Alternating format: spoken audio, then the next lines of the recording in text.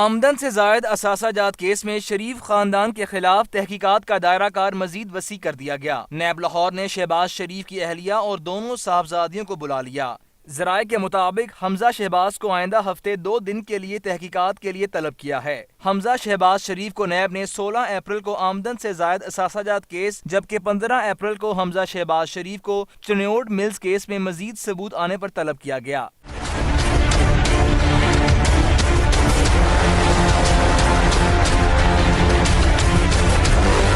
ذرائع کے مطابق شہباز شریف کی صاحبزادیوں کو آمدن سے زائد اثاثہ جات کیس میں طلب کیا گیا۔ 18 اپریل کو رابعہ شریف جبکہ 19 اپریل کو جویریہ شریف کو نیب میں پیش ہونے کا حکم دیا گیا۔